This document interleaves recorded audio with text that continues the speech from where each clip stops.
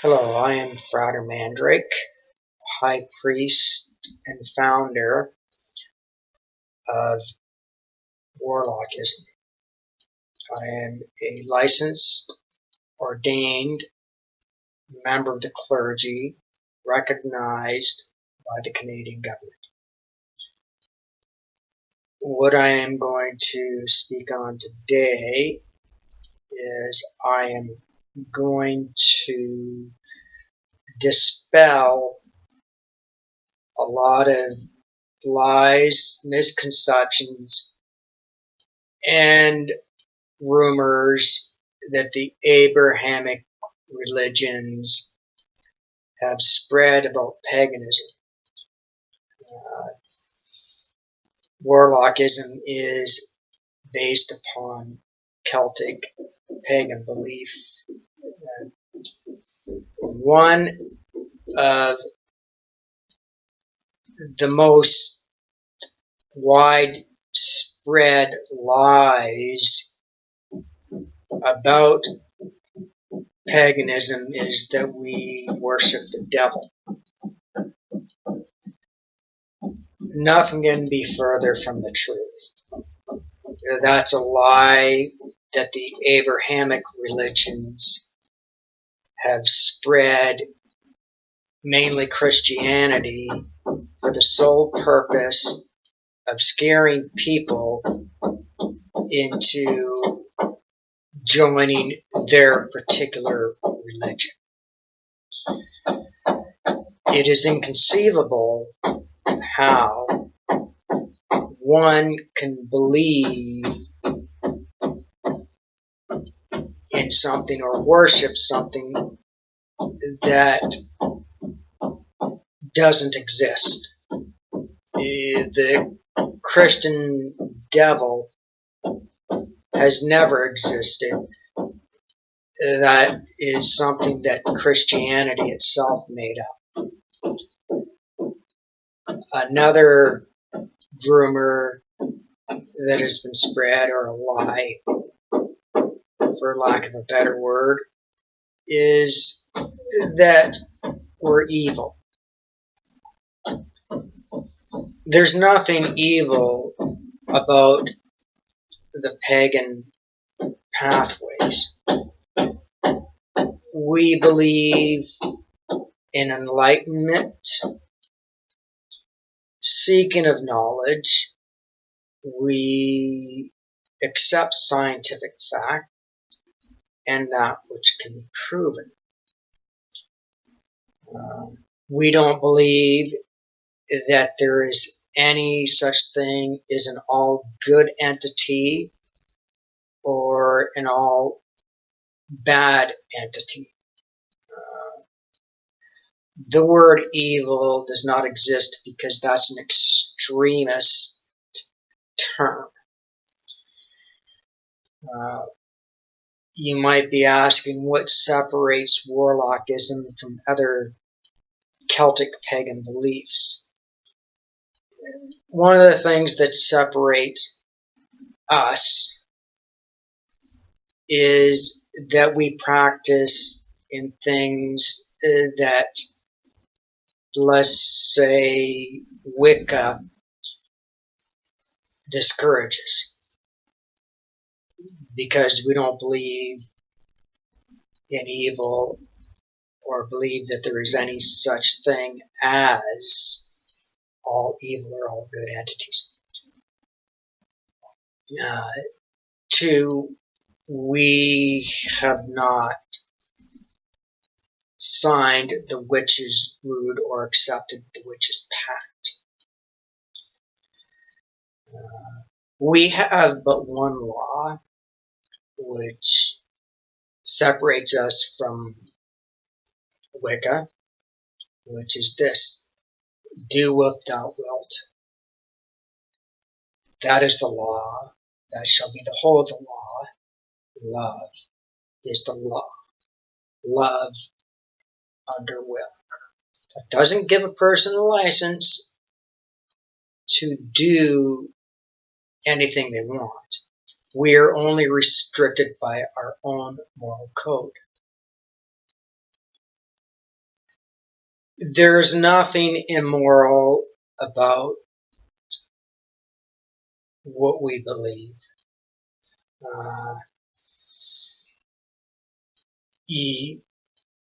We have our own moral codes, and just because one person's willing to do something another's not, does not necessarily make them bad. As the same thing with the different entities. I prefer to use the word entity as opposed to spirit, because spirit is a Aramaic term. So unlike the Abrahamic religions, we don't steal traditions from them like they have stolen from us.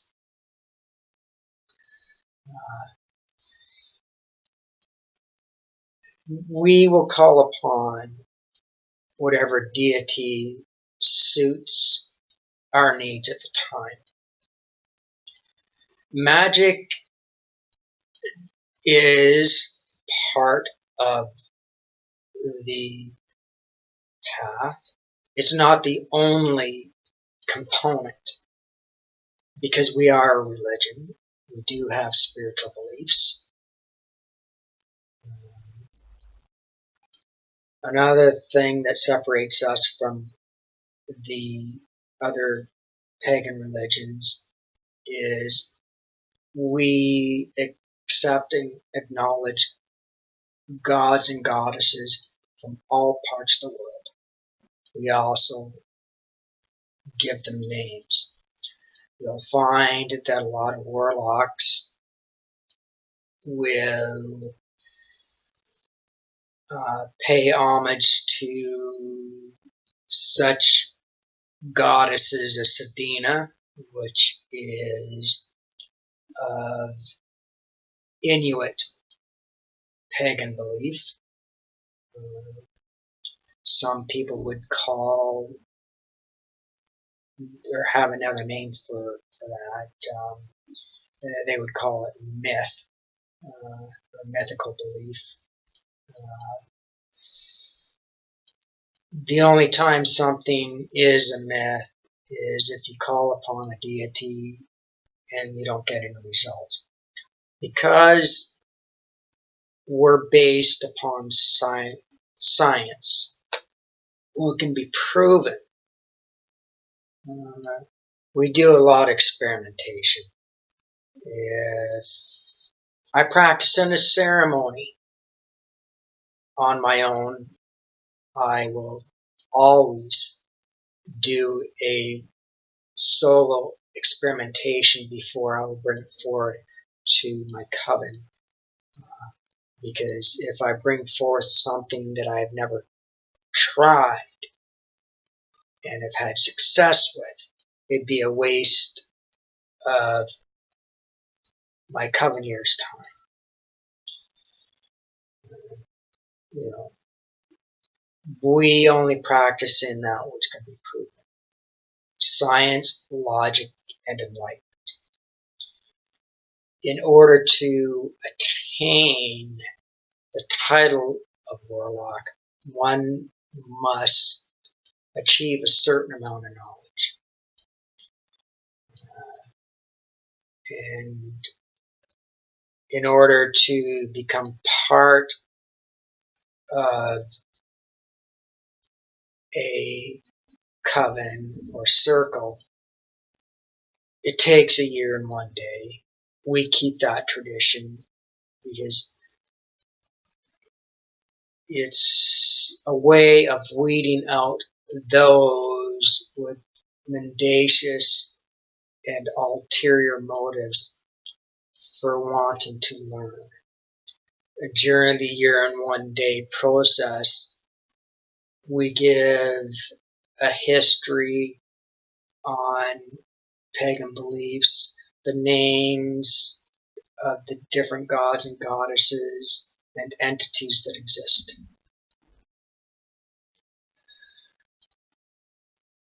We're not a recruitment based path. We don't try to get people to join our religious path. There is really no profit to being a warlock, even though I'm a priest. I don't get paid by my coven. So unlike the Christians, we actually have to get jobs or start up businesses.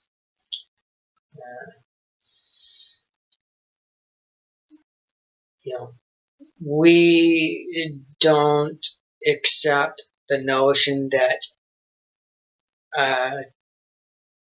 if I wasn't a warlock, I would do this or I'd do that. To us, that's just a false sense of moralism, or what I call false moralism. True moralism stems from within inside of you. It doesn't matter which religious path you are, or which religious path you've become to accept. If you in yourself don't have any moral fiber, or have what's called socially accepted morals, no religion will give you morals. I hear many Christians say, if I wasn't a Christian, I would knock the bloody shit out of you. My reply to that, what stops you? If that is what you desire to do, and you get pleasure out of it, why not do it? Don't allow religion to stop you, because that's just an excuse you're using. If nobody in your religious group knew what you were going to attempt to do, what harm is there into trying? Well, you might get harmed yourself. I believe such a statement is a cop-out. In other words, what they're saying is, I'm using my religion as an excuse to vent my frustration and rage without having to have a confrontation, which I know I'm not going to win if I have a physical altercation with this person.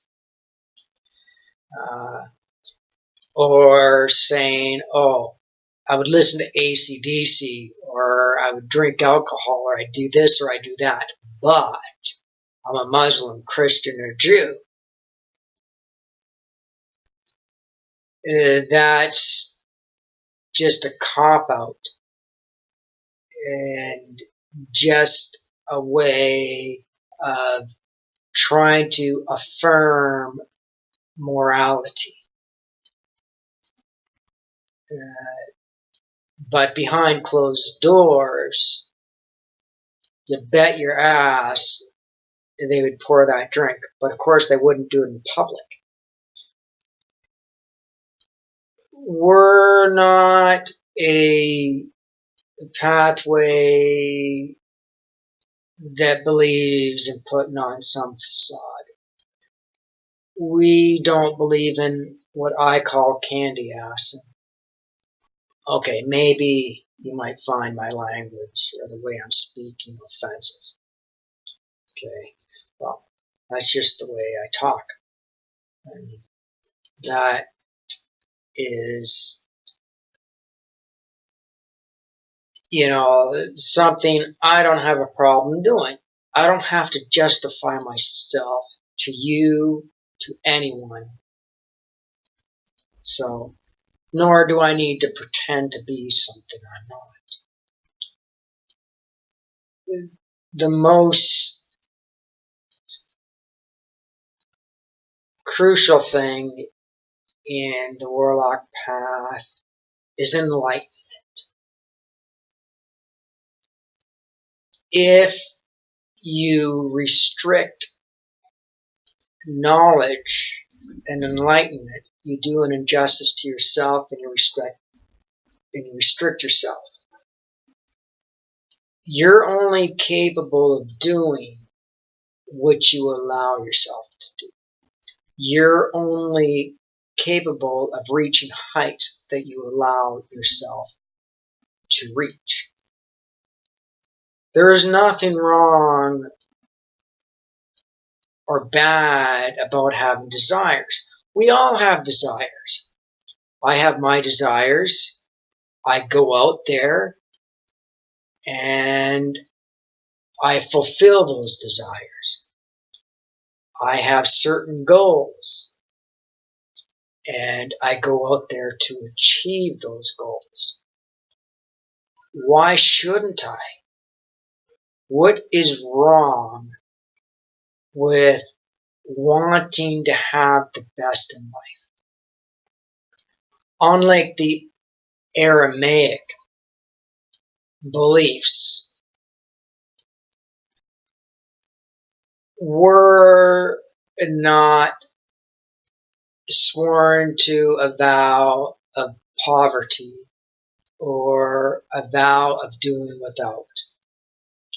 There is absolutely nothing wrong with trying to attain that which you want to attain. Why would that be wrong? Why would the deities give us these desires, make us like they are? Like I have pointed out before, the deities are just as fallible as us. They are not omnipotent, omnipresent, and almighty and all-powerful. Just like us, they have their limitations. They do make mistakes. In our pathway, we don't see anything wrong with making a mistake. If I'm playing the guitar and I hit the wrong note, how am I able to learn to hit the right note or learn a technique so I can hit the right note unless I make the mistake? I wouldn't call it a mistake. I would prefer to call it a learning experience. And maybe hitting that wrong note might give me an inspiration for more knowledge and give me inspiration, and I might like the sound of that note, and I can use that note and build upon it and create something different based on that and make something beautiful and something that others will enjoy. I thank you very much for taking the time out to listen to me, and I hope you proceed to watch my other videos and to learn things as I go more in depth into the path of Warlockism. Blessed be Merry Meet 93.